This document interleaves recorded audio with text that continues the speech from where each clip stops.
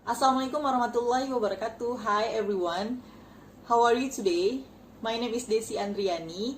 Today I would like to explain to you about grammar, and I will explain by Indonesian language. Kenapa di sini pakai bahasa Indonesia? Karena grammar itu merupakan understanding, biar adik-adik lebih mudah paham tentang apa itu grammar dan bagaimana sebenarnya aturan-aturan yang ada di dalam grammar.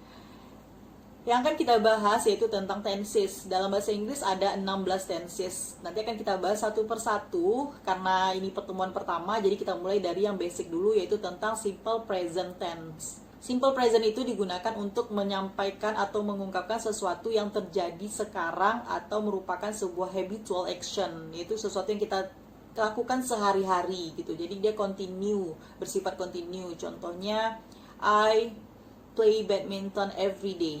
Saya selalu bermain badminton setiap hari. Jadi di sana ada kata everyday. Dalam bahasa Inggris, jika dia merupakan habitual action atau sesuatu yang biasa kita lakukan sehari-hari, maka dia menggunakan simple present.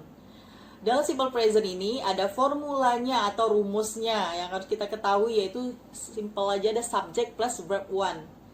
Nah, dalam bahasa Inggris kita tahu ada subject I, you, they, we, she, he, it. I, saya, you, kamu, they untuk mereka, she, we, kita atau kami, she, dia untuk perempuan, he, dia untuk laki-laki, dan it, dia untuk benda atau hewan. Nah, untuk subjek I, you, they, we, dalam simple present, dia akan menggunakan do. Dan kata kerjanya utuh tanpa ada tambahan apapun. Untuk she, he, it, dia menggunakan kata bantu does. Dan kata kerjanya, kalau subjeknya she, he, it, maka dia menggunakan verb plus s atau es. Jadi beda ya untuk she, he, it ini. Dia orang ketiga tunggal. Apa itu orang ketiga? Yaitu selain aku, kamu, kita, dan mereka. Jadi orang lain selain kita, tapi dia satu orang. Kalau dia lebih dari satu orang, berarti dia mereka. Jadi she, he, it menggunakan does atau penambahan s atau is setelah verb untuk penggunaan di dalam simple present tense. Contohnya dalam simple present tense ini, subject I, verb one, verb kata kerja, apapun itu bisa see, I see you. I di sini sebagai subject, see sebagai verb one, and you sebagai objek yang dilihat. Ini disebut dengan kalimat positif.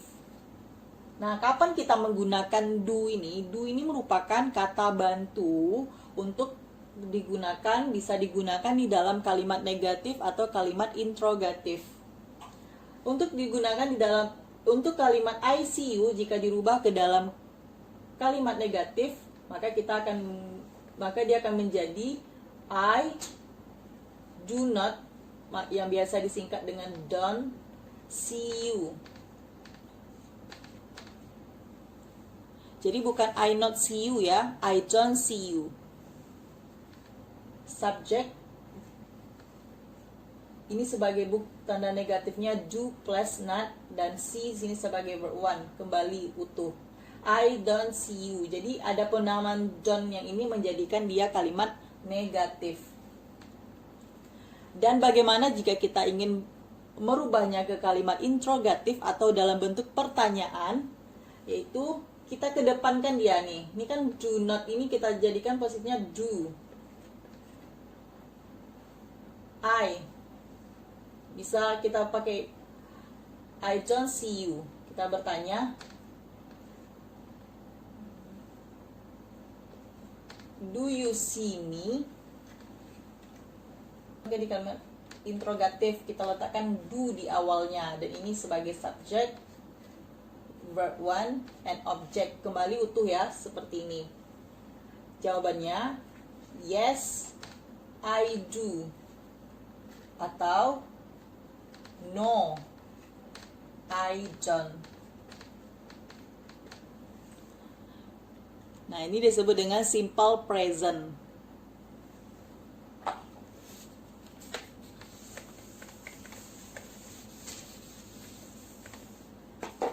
Contoh selanjutnya yaitu kita buat contoh dengan menggunakan she, he, it atau orang ketiga tunggal. He plays badminton. Sini he sebagai subjek, play kita menggunakan akhiran s karena aturannya seperti itu ya.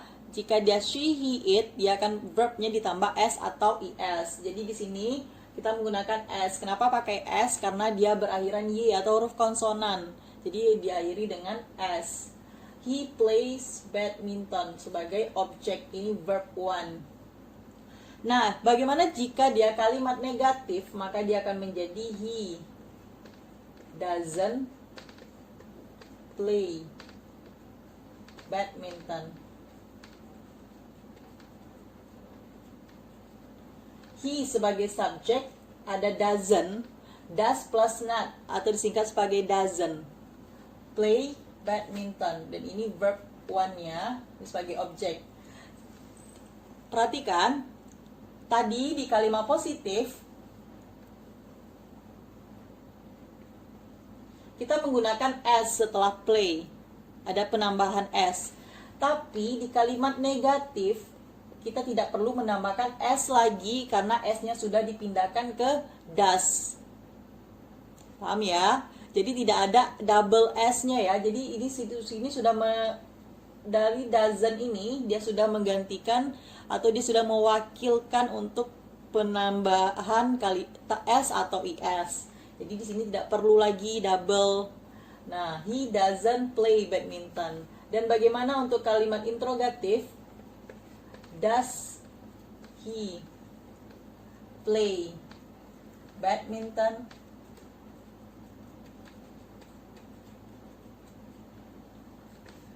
Di sini kita letakkan do atau does-nya di awal sama seperti tadi. Tadi do di awal, dan kalau ini does-nya kita letakkan di awal untuk menjadikannya kalimat interrogatif atau kalimat tanya. Does he sebagai subjek, play sebagai verb 1-nya, dan badminton sebagai objek. Sama ya, jadi kalau sudah ada does di depannya, jadi verbnya tidak perlu pakai s lagi. Jadi kembali normal ya verbnya. Does he play badminton? Apakah dia bermain badminton? Jawabannya, cara menjawabnya kalau dia diawali dengan do atau does, cukup yes, he does. Or no, he doesn't. Nah, ini dia pembahasan tentang simple present. Sampai di sini ada yang ditanyakan?